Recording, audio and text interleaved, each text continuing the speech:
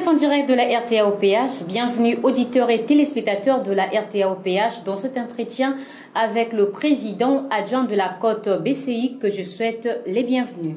Merci Madame la journaliste et l'occasion pour moi aussi de saluer fraternellement en CETI les frères, les sœurs qui nous suivent, de saluer les auditeurs, les téléspectateurs qui ont pris l'habitude de suivre nos médias.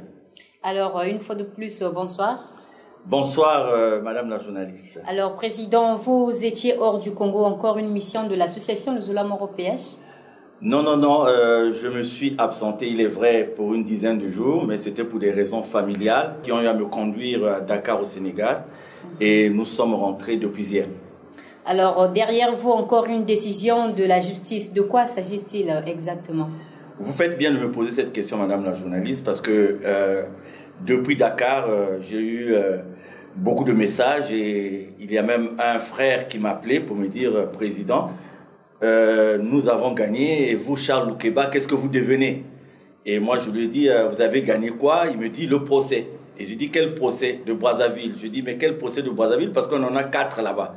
Il dit, celui du récépissé. Je dis, de quel tribunal? Il dit, du tribunal de Brazzaville. Je dis, mais à Brazzaville, nous avons des dossiers dans au moins 4 juridictions. Donc, il était incapable de m'expliquer. J'ai compris, bien entendu, que très souvent, il y a des informations, mais pour lesquelles on ne donne pas la quintessence, pour reprendre un mot cher à un aîné dont je tais le nom. Il y a des informations qu'on utilise peut-être aussi dans un sens qu'il ne faut pas.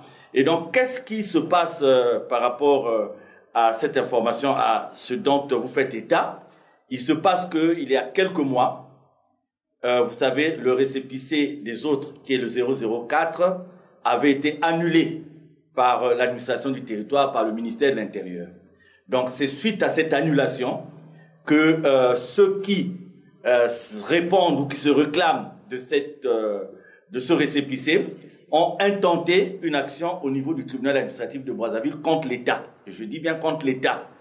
Cette procédure n'avait pas été intentée contre nous, mais plutôt contre l'État pour demander la validation de leur récépissé. Voilà la procédure, parce qu'il faut donner l'intitulé de la procédure. Donc, ils vont au tribunal administratif de Brazzaville pour intenter une action contre l'État. Pourquoi l'État? C'est parce que c'est l'État qui prend la résolution d'annuler leur récépissé. Et vous comprenez par là aussi qu'il y a beaucoup de non-dits, vous comprenez par là aussi qu'il y a beaucoup de mensonges qui ont circulé entre-temps.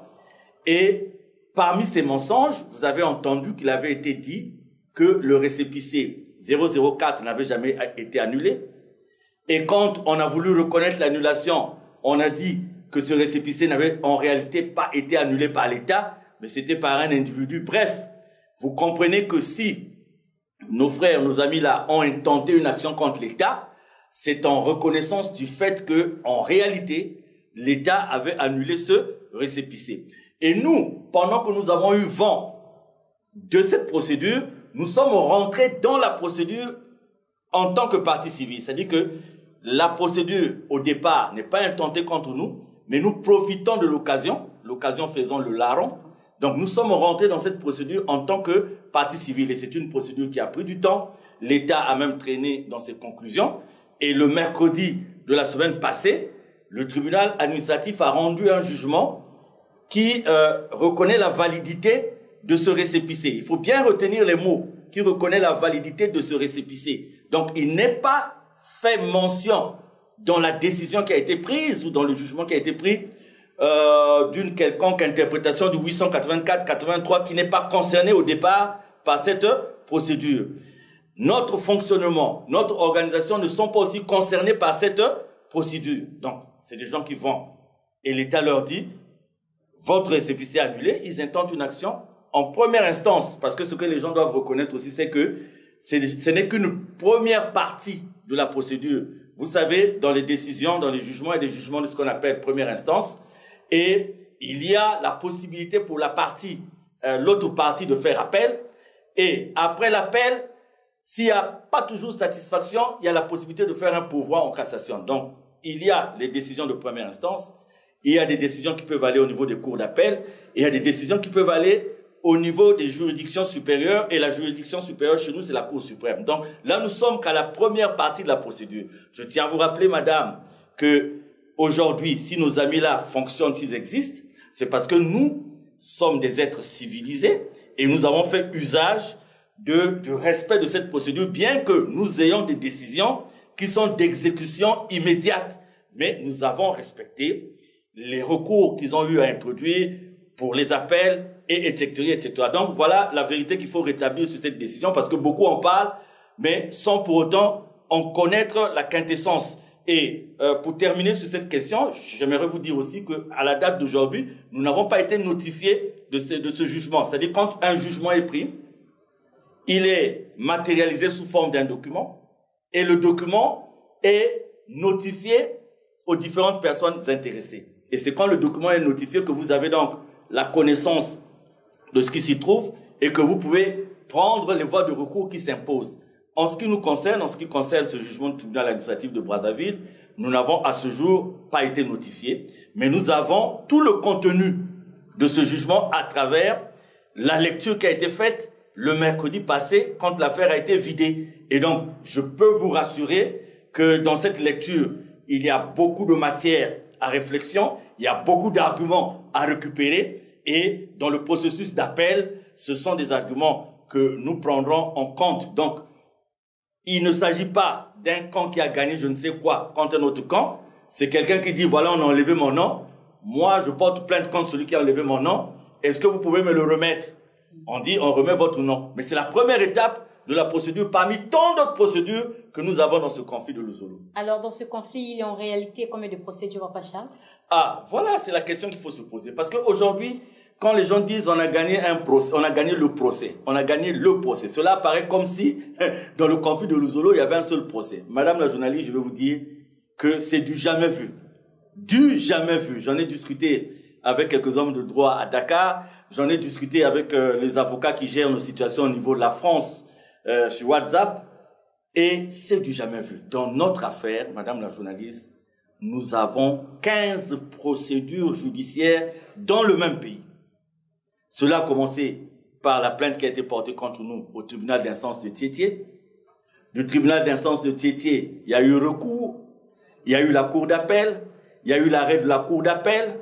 L'arrêt de la cour d'appel a donné lieu à des réquisitions de monsieur le procureur général de la Cour suprême, et cela a donné lieu aussi à un pourvoi en cassation introduit par les autres. Nous avons eu une procédure aussi intentée par les autres pour une demande d'homologation des notes qui ont été prises à Madingou au niveau de la deuxième chambre civile du tribunal de grande instance de Pointe-Noire. Il y a eu de leur part encore une demande de mise sous séquestre des biens de la SOPH au niveau de la première chambre civile du tribunal de grande instance de Pointe-Noire. Il y a eu des dossiers à la correctionnelle, dossiers pour dénonciation calomnieuse, dossiers pour faux et usage de faux au niveau de la troisième chambre correctionnelle du tribunal de grande instance de Pointe-Noire, pour faux usage de faux pour usurpation de titre au niveau de la troisième chambre, de la sixième chambre correctionnelle du tribunal de grande instance de Brazzaville. Il y a eu les pourvois en cassation dont je venais de vous faire état. Il y a eu ce dossier du tribunal administratif. Il y a eu des recours administratifs au niveau du ministère de l'Intérieur. Donc, quand vous prenez depuis le tribunal de première instance de Bakongo Makele-Kele avec cette histoire d'escroquerie en bande organisée, donc il y a, j'allais oublier même, il y a une procédure qui me faisait rire. Il y a une procédure pendante au niveau de la troisième chambre civile du tribunal de grande instance de Pointe-Noire ici, où on demande que je sois déchu de ma qualité de membre de l'OPH. Donc, vous voyez, il y a au moins une quinzaine de procédures. Donc, quand quelqu'un dit qu'il a gagné le procès, il faut qu'il précise quel est le procès qu'il a gagné, parce qu'il y en a au moins 15 dans cette affaire. Des dossiers qui sont là, pour une seule association, pour une seule situation, il y a tous ces dossiers. Et il y a un dossier important, à mon avis, c'est en dehors de l'arrêt de la cour d'appel, parce que vous savez, l'arrêt de la cour d'appel, si cet arrêt était pris en considération, eh bien, toutes les juridictions inférieures n'allaient plus passer leur temps à faire ce qui se passe. Donc, il y a un dossier que nous avons ici, qui a donné lieu à un transport à Brazzaville, où pour la première fois, nous avons eu d'un côté une partie des enfants loufois avec ceux qui les suivent, de l'autre, une autre partie des enfants loufois avec ceux qui les suivent, et c'était sur la présomption d'absence de Guy-Émile Houphouët-Boigny, moi je crois à mon humble avis qu'il s'agit là de la procédure la plus importante qui va prouver aux yeux de tout le monde que depuis fin 2008, Guy-Émile Houphouët-Boigny n'est plus en contact avec X ou Y. D'ailleurs, de l'une de ses audiences liées à ce procès à la 3e chambre correctionnelle du tribunal de grande instance de Pointe-Noire, M. Bikindou Bissombolo, M. Dalville Houphouët avait déclaré, et c'est écrit, c'est noté, c'est mentionné, que depuis fin 2008, il n'y a plus eu un seul écrit, un seul support venant de Guy-Émile Houphouët-Boigny. Je crois que depuis ce jour-là, le match était fini et c'était juste la preuve que ce que les gens font jusqu'à présent n'était pas de Guy-Émile Houphouët-Boigny. Alors, par rapport à tout ce qui se passe, qu'est-ce que vous envisagez? Quel est votre avis? Je crois que c'est vous qui m'avez posé la question lors d'une émission ou encore d'un entretien ici à la RTOPH. Je vous avais dit que franchement, la vérité étant connue pour moi, tout ce qui se passe là, c'est vraiment du blabla. Pourquoi je dis du blabla? Vous savez, madame la journaliste, aujourd'hui, si vous avez une dent qui vous préoccupe, vous avez un problème de dent, de dentition, une dent qui vous fait mal, et que vous consultez 3, 4, 5 chirurgiens dentistes, tous vous disent il faut extraire la dent.